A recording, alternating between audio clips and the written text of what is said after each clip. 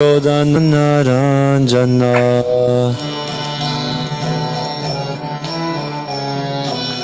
Yashodanandana Braja Jana Ranjana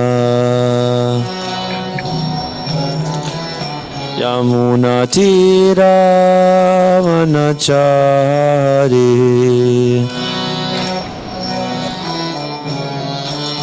Yamuna Tira Vanachari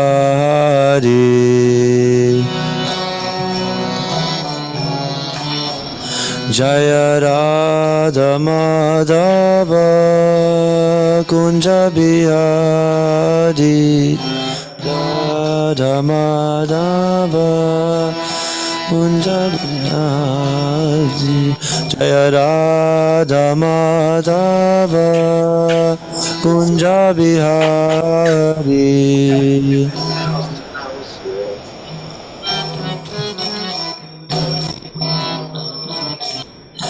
Gopi Channavalabha Girivaradari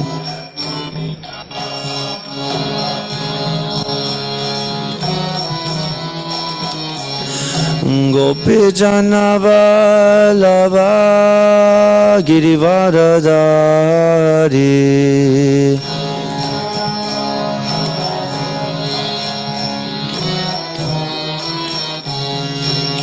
Yashodanandana Braja Jana Ranjana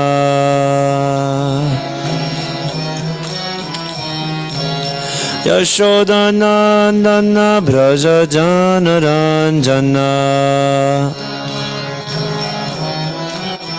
Yamuna Tira Vanachari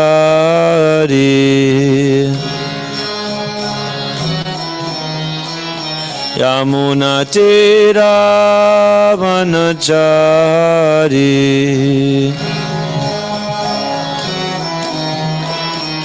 Jaya Radha Madhava Kunja Bihari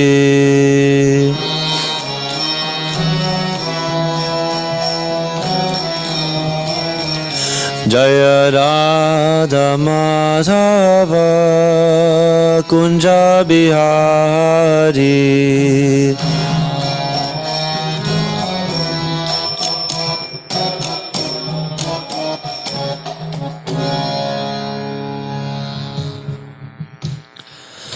Om Namo Bhagavate Vasudevaya Om Namo Bhagavate Vasudevaya Om Namo Bhagavate Vasudevaya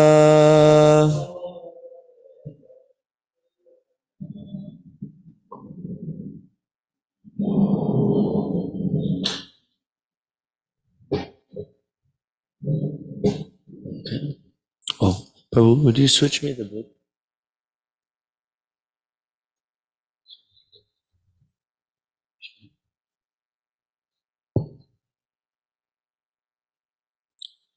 Nice playing, Prabhu. Nice playing. So, we're going to do Canto 1, Chapter 18. And today, we'll be looking at number 32. And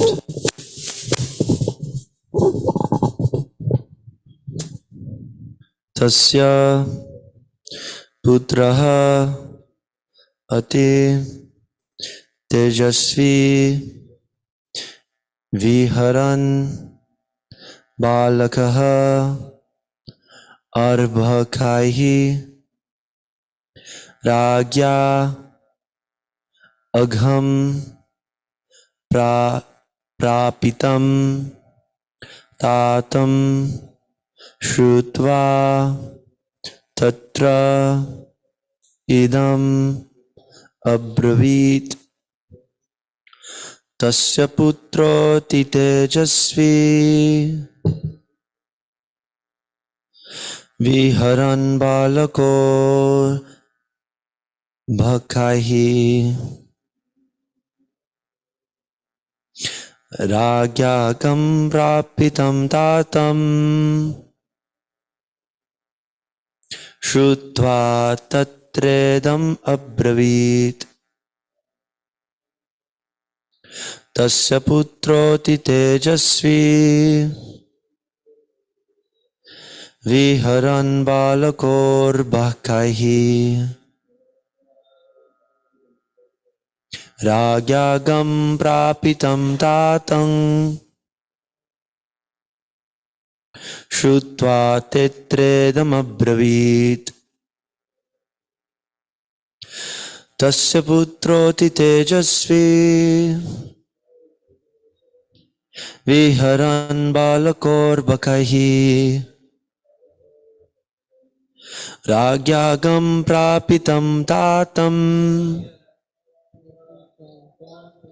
श्रुत्वा तत्रेदमब्रवीत्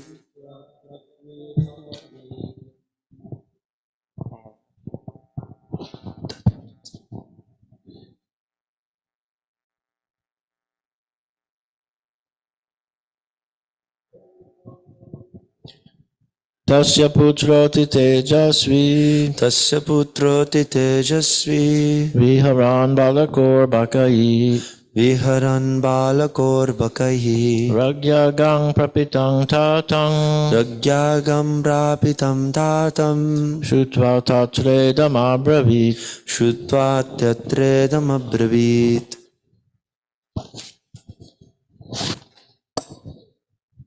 तस्य पुत्रोऽति तेजस्वी विहरन् बालकोर्बकैः राज्ञां प्रापितं तातं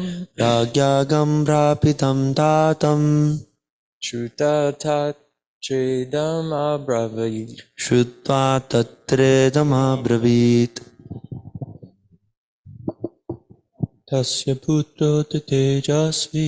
तस्य पुत्रोऽति तेजस्वी विहरन् बालकोर्बकैः राज्ञां प्रापितं तातं श्रुत्वा तत्रेदमब्रवीत् तस्य पुत्रोऽति तेजस्वी विहरन् बालकोर्बकैः राज्ञागं प्रापितं तातं श्रुत्वा तत्रेदमब्रवीत्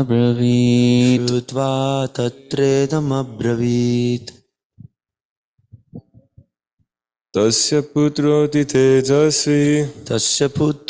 तेजस्वी विहरन् बालकोर्बकैः राज्ञां प्रापितं तातं श्रुत्वा तत्रेदमब्रवीत् तस्य पुत्रोऽति तेजस्वी विहरन् बालकोर्बकैः राज्ञागं प्रापितं तातं श्रुत्वा तत्रेदमब्रवीत् तस्य पुत्रोऽति तेजस्वी विहरन् बालकोर्बकैः राज्ञां प्रापितं तातं श्रुत्वा तत्रेदमब्रवीत् Are there any devotees online that would like to chant?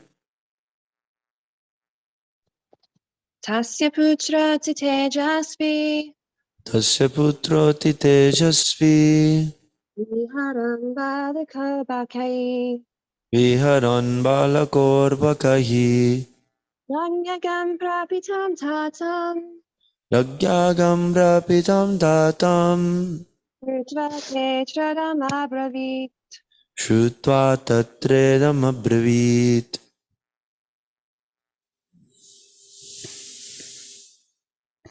Tasya, his, the sages, putraha, son, ati, extremely, tejasvi, powerful, viharan, while playing, balakaha, with boys, arbhakaihi,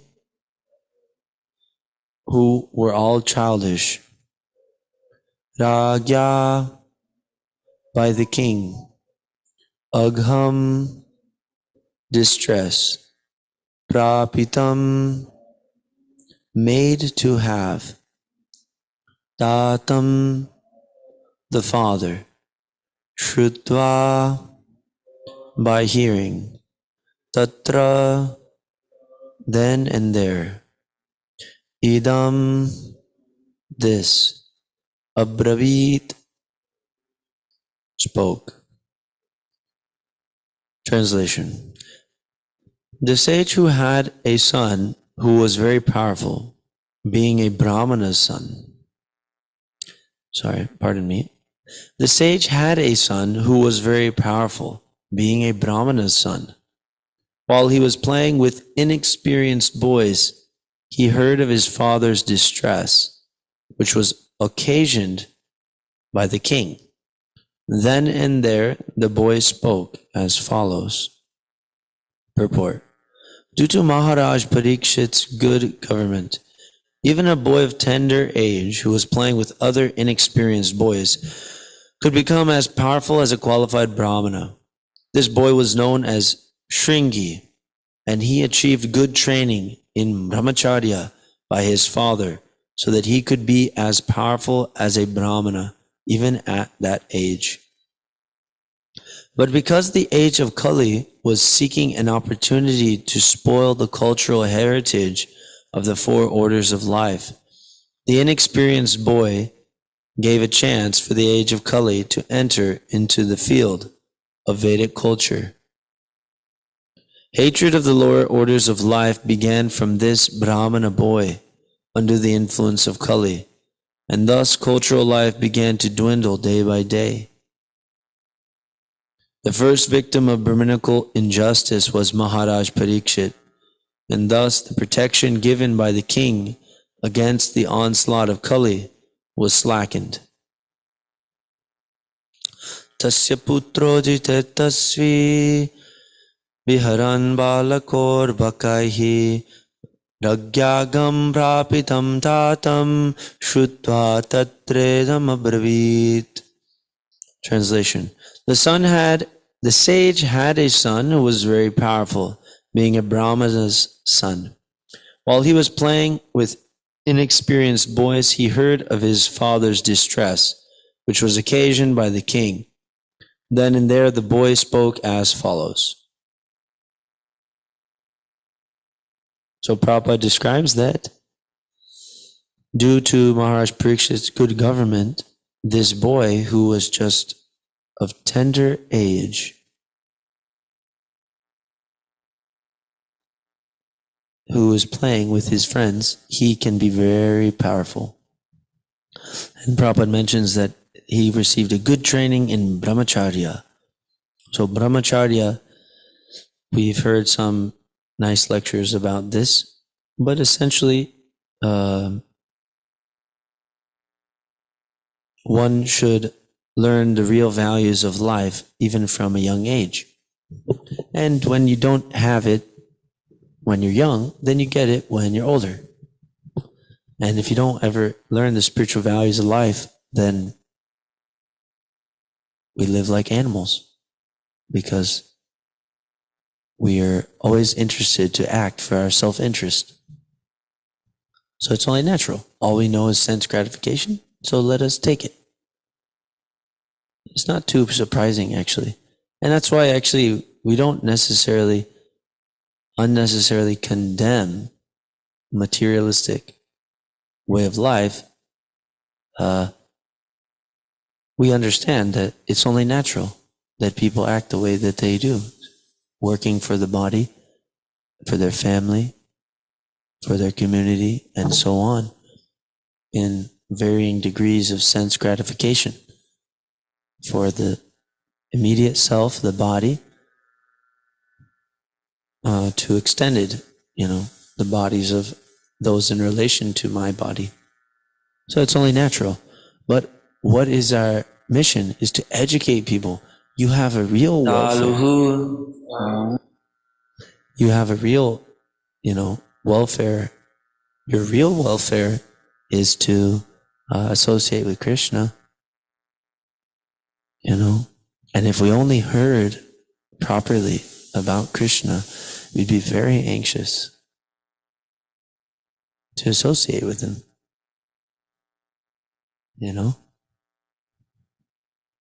So from a young age, before that person, specifically before this boy was able to get confused with unrestricted sense gratification, then he was given knowledge about spiritual life. And there's nothing so sublime as transcendental knowledge. When we receive knowledge, it gives us the opportunity to free ourselves from the shackles of bondage. And that's why we this movement, were meant to take their role in society at present as brahmanas, which are meant to instruct others of the spiritual science, the higher values of life. There's Shreyas, which is the ultimate welfare, and then there's Preyas, which is the immediate welfare. And so our society is meant to educate persons about Shreyas. What is your real self? What is your real benefit that you can get? How to act in such a way that, you'll attain real satisfaction, real pleasure. So we also want to be happy. And actually this training, brahmacharya, this is necessary. How can you be happy if you're completely addicted to sense gratification? Because we already, many of us, we got the opportunity. We tried that already. And we weren't actually happy. So training is difficult now because it's hard to bend a yellow bamboo. It's said like that, when the bamboo becomes yellow, then it's already hardened. But when it's green, you can bend it. So more or less, we've already matured some years in this material world with the whole sense gratification program. So sometimes we feel some pangs when somebody tries to form us back towards reality with this training. But if we continue, then we will experience real happiness on the spiritual platform. But it's not that it becomes easy. We have to fight for it. And this training, brahmacharya, for this boy, he may have gotten some time to play with his friends, right? But still, somehow or other, he actually had some major tejas, Brahma tejas, spiritual shakti. He had some power. And that means that he was performing some different austerities or some different regulative principles. So this is very important that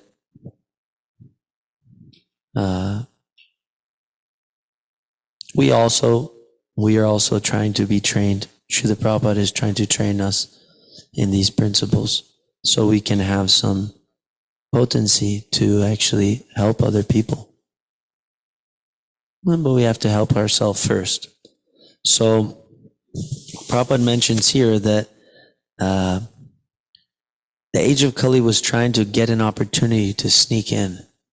So Maharaj Parikshit had basically created a situation in his kingdom where Kali could not take hold. He would always snuff it out, any of these sinful activities. And this was a very unique situation where this Brahman boy misrepresented the class of Brahmanical men by acting out of anger.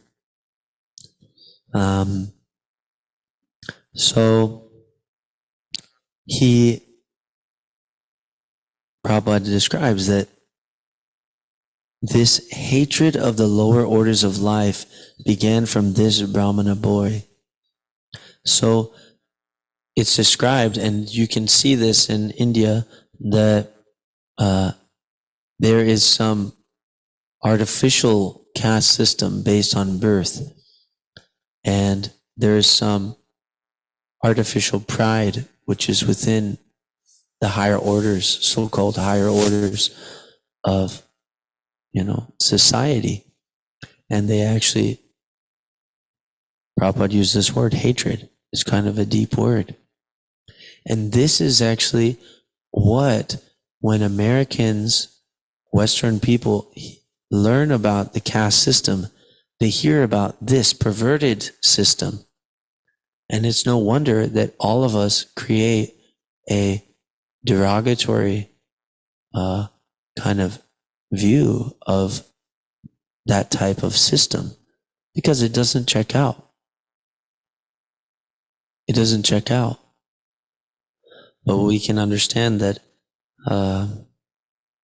this degradation of this caste order or this caste society started at a certain point. It's not that that's the way that it's meant to be. It's said that a Brahmana is beautiful when they forgive.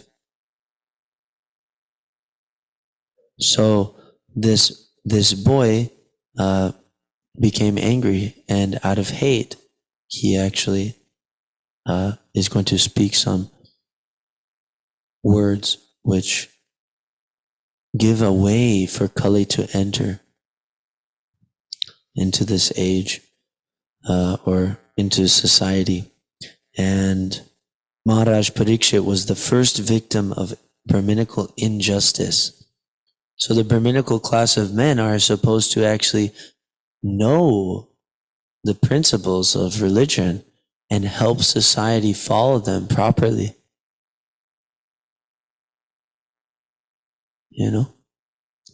But this Brahminical boy actually performed an injustice. So the Brahminical persons are meant to be astikyam, that means very religious. And Prabhupada in one lecture, he describes it. That actually means they have full faith in the scripture. And we can understand that if we claim to be Brahmanas or we claim to be devotees, then we should also have full faith in the scripture. And for this Brahminical boy to create an injustice, it's just the right arrangement to create chaos on the social level. So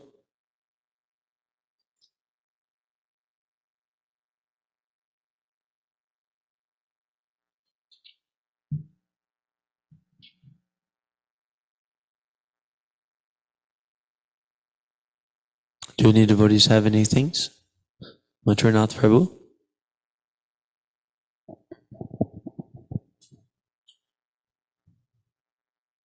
So I have a couple of things, if that's okay. This boy we're speaking of, this is Samika Rishi? The boy's Or name no? is Shringi. Oh, Shringi, okay. It's the son of this Rishi. Oh, I see. I was confused because I was thinking it was Samika Rishi, this boy, and I was like, wait, I thought he was older. Okay. anyway, so I was wondering, how does Shringi know? How does Shringi know, if he's out playing with these boys, how does he know? Is it like some like yogic potency, some Shakti that he's being revealed, like what his father, how does he know if he's not there? Well, Prabhupada says that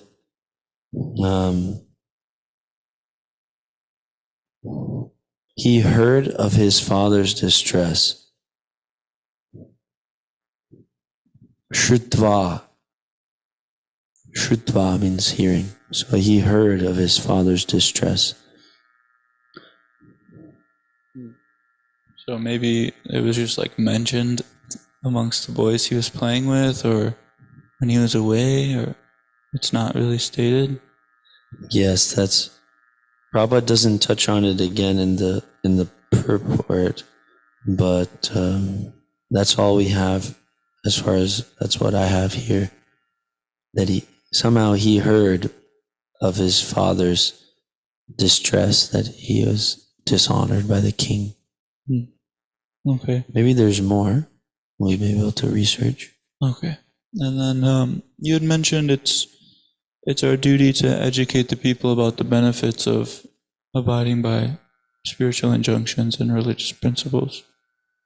And often I feel like our education towards the public in general is telling them maybe the things that they're doing wrong, and like mentioning the sinful reactions that they're going to incur. But realistically, besides saying that these people are going to be happy, sometimes I find it difficult to educate them on the benefits of, following religious dharma, other than you're following God's will or you're going to be happy. But these people in ignorance, they think that there's sense gratification and thinking that, they're God, lording it over material nature. They think they're perfectly happy doing that. So sometimes it's hard to distinguish to them spiritual happiness versus, their version of happiness. So are there some other ways that you can think of that we can educate them on the benefits rather than just highlighting the nonsensical things that they're doing? Thank you. Yes. Actually, mostly when our preachers go out, we tell people how awesome it is, what the good benefits of this book is, chant this, it's going to help you be happy and everything. Of course, when somebody wants to combat, they're in that type of mood, then many times we do bring out the big guns. You say, well, how can you understand anything about spiritual life because you're killing innocent animals for the pleasure of your tongue? That usually doesn't even work. They can't hear that anyway. So, but what they can get is they can get a personal experience. So somehow or other, by our absorption in transcendental consciousness, if we are actually on the spiritual platform, we've basically filled up our cup with mercy from the spiritual master by following his instructions during the morning program. Then somebody will see that we're actually transcendental. And by association with us, even if we don't, speak to them so much in terms of like a convincing way, try to convince them, but rather just give them our association, they may feel some type of a pleasure, some intrigue. And that will begin their journey. Specifically, when they actually perform some devotional service, the thing is the devotional service is so nice that no matter if we're in the modes, naturally we all start performing devotional service from within the modes of nature. It's only natural. That's where our consciousness is at. But by the mercy of Lord Chaitanya, he says, you'll reach all perfection if you just chant. And the scripture again and again, it just mentions, don't wait. Start performing your devotional service now. So if one way or another, somebody performs some devotional service, then they may feel some transcendental pleasure coming from the spiritual platform. And then it's something that's like, when you're full, nobody has to give you a certificate if you eat some nice food. Similarly, if you're experiencing some pleasure, which is on a higher platform, it's not like somebody has to convince you that you're enjoying more. But that's the thing, is that we're reluctant to try. So then we hear in the foreword to Krishna book, George Harrison there, he has his pen signed there. It says, the proof of the pudding is in the eating, or the proof of the pudding is in the tasting. You don't know what it's going to taste like until you actually try it, eat it. So if nobody wants to try our process, then it's like this. You can't wake somebody up who is pretending to be asleep, or you can't like an owl forcibly shuts his eyes when the sun is out. So then if they don't want to try it, then more or less we can't do it for them, we can trick them into doing some service too. Somehow or other, we give them a nice sweet. We entice them with prasadam. We go to them on their turf and we entice them with some prasadam, and we chant the holy name. And if they don't want to chant, they'll be forced to hear it. And they'll be purified against their own will. And that's why the Sankirtan movement is so wonderful. Because eventually, as we flood this whole world with books, nobody will be able to go anywhere without seeing Prabhupada's books. If you just see Prabhupada's books, you become purified. I've been meeting some boys from the campus, and we met them a couple weeks ago. We gave them the books. And then I sent them a text and invited them to come see me again. And four people came that we had met before, back to the table to hang out, at least say hi. And I was asking them, well, so did you get to read it all or what? And they said, no, but I have my books over there in the room. I see them every day. And that's very good. That's working. If you just see this book, then that's doing something. So anyway, we have to try to give them the higher taste. And the philosophy is for those persons who are a little thoughtful. But if we can see that they're actually think that they're happy doing sense gratification, they're literally not very thoughtful. Because it's not pleasure. That's the problem, is that we're not very thoughtful. We think that sense gratification is happiness. So then that's why, prasadam and kirtan, that's for the mass of people. And as we flood this world with Prabhupada's books, then there'll be little pockets of kirtan every which way. They won't be able to avoid, the kirtan. They go to their friend's house and they'll see the kirtan in Prabhupada's book, and they'll go to the dentist and they'll see Prabhupada's book. They'll go to the tattoo shop and they'll see Prabhupada's book. So eventually they may become purified, or they may suffer enough in this world. They may think, well, maybe I should try something else to be happy. And then, anyway, that was long-winded. But basically, we got to give them the higher taste. And,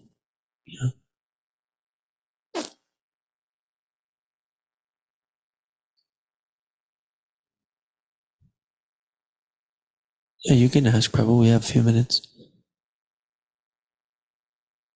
I was just wondering, why is it important that we do our duty?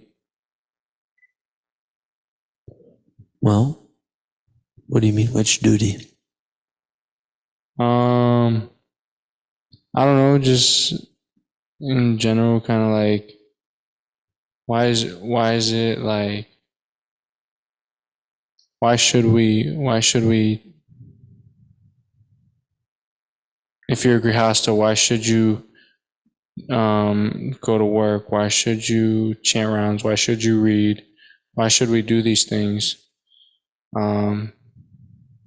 Because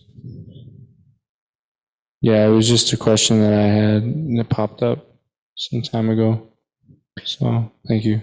Thank you. There's a few answers. Maybe I'll mention just two quick things that you can answer the question on a few levels. If we're self-interested, then you can look at the Bhagavad Gita chapter 3, and you can see that the resources which we require for our life and for happiness, they're actually produced by performance of yajna. And performance of yajna is born of prescribed duties. You know, if we want rain to get grains, which we need for our life, then we have to actually follow our due sacrifice, which comes from our duties, doing our duties. You get purified when you do your duties because it's God's plan. That's this whole process, is to get purified and to become elevated. But on the bigger side, on the pure platform, we do our duties just to please Krishna. That's stated in Bhagavatam. That we're meant to do our duties just to give him pleasure.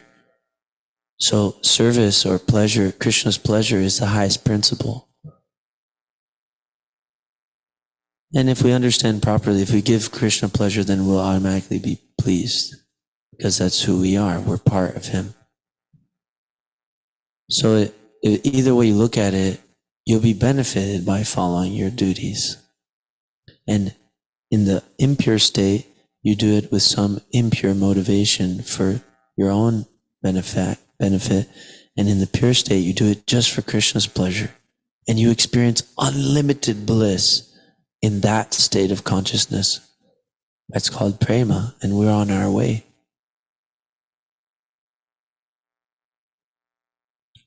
Okay, let's talk after. Okay. Srimad Bhagavatam ki jai, Srila Prabhupada ki jai. All glories to the assembled devotees.